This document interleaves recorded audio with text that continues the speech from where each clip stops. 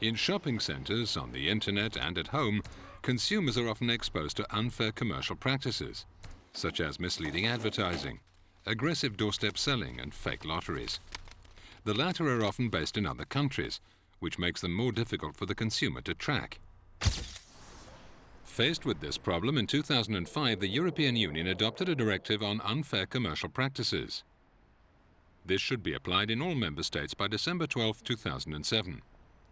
From this point on, legislation in the Union will be harmonized, making it easier to combat unfair commercial practices efficiently.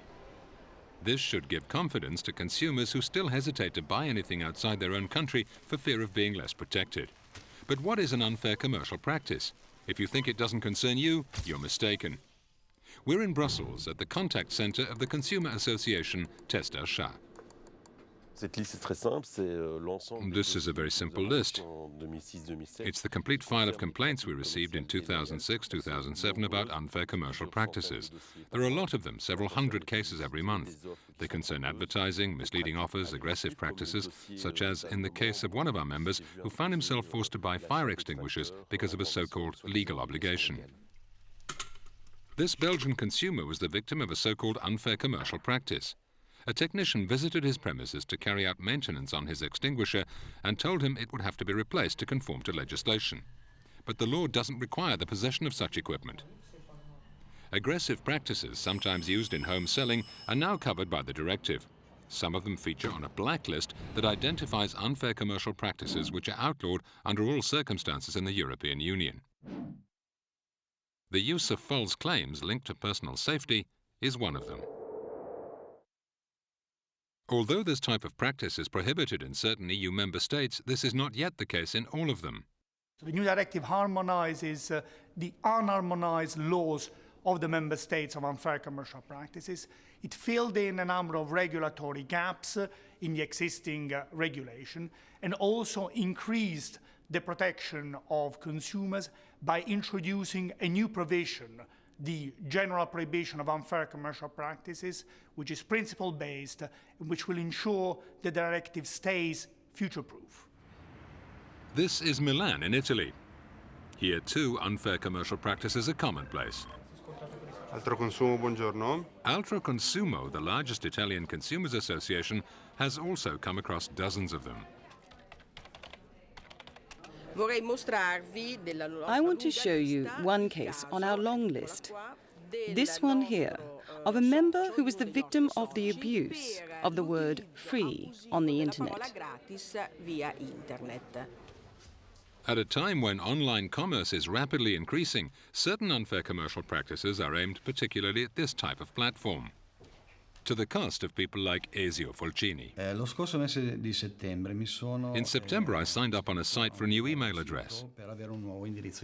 As soon as I went on there, I noticed a small box at the bottom of the screen with a line saying 5 free texts per day.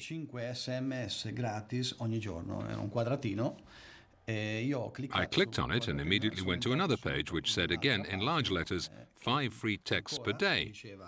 Music on your mobile phone, and so on and so on. And then I got instructions on how to obtain these free texts. Mr. Fulcini typed in his mobile number. He received a text message with a password, and once that had been entered on the site, a second text informed him that he was now registered and that the charge for the service was €3 per week. I went back to the site and noticed that it did indeed state in tiny letters that it was a paid service. Although this Italian consumer was able to react quickly, you can imagine that other consumers, such as children, can easily fall victim to this type of practice. If a practice is targeted at a specific category of consumers, for example, children, the benchmark will not be the average consumer, but it will be the average member of the targeted group, so it will be the average child. If the practice is not, so reaches the generality of consumers, but in fact it is aimed at a specific group of vulnerable consumers, such as superstitious consumers, or credulous consumers, of illiterate consumers, well, in this case, the practice will be assessed from the perspective of the average member of the vulnerable group. But beyond these so-called vulnerable people, it really is society as a whole which is susceptible to being duped by these practices. Some are insidious and discreetly worm their way into our everyday lives. Lots of other members of Ultra Consumo have told us that they were duped by adverts offering items on promotion for a specific period, but which were not actually available in the supermarkets or shopping centres, either because the number of products was very small and therefore not sufficient to meet consumer demand, or because the products never actually arrived in the stores. How often have we searched in vain for a product featured in a store's promotional leaflet? Or another case in point, a price shown on the shelf which doesn't correspond to what's paid at the checkout.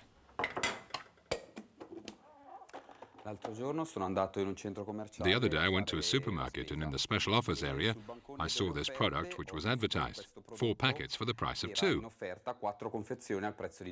I took it and went to the checkout. When I got there, the checkout lady entered the full price and not the special offer price. A novelty of the directive is that if a trader makes a commercial communication indicating the price, he will have to comply with a number of information requirements. And one of these requirements is that the price will have to be all-inclusive. So it will have to be inclusive of all the cost to be borne by the consumer. The most pertinent examples here are airline websites. Recently, we denounced the commercial policy of some airlines where you can see clearly that there's a discrepancy between the price of the advertised fare and the price actually charged to the consumer. Various websites advertise airline tickets exclusive of taxes and administration charges, and sometimes passengers are in for a big surprise when they come to pay. The main objective of the new directive is not to help consumers obtain damages, but mainly to convince the people behind these practices to cease their activities. In Italy, for example, sanctions are becoming increasingly heavy. The sanctions are economic ones.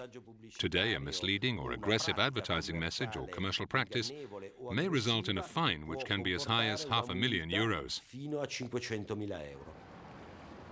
This is London. Here, the Office of Fair Trading is the government authority responsible for applying the directive nationally. The new directive and the law in the UK that comes from the directive gives us important new powers of inspection, of test purchasing, to make sure that we can protect consumers more. But more importantly, it gives us a wider application to stop a range of unfair trading practices which are against professional due diligence. And the new directive also makes it easier to protect consumers who've been victims of unfair commercial practices in other member states. Historically, we had to take the court cases through the courts of another member state and in unfamiliar jurisdiction and with laws that we weren't very familiar with.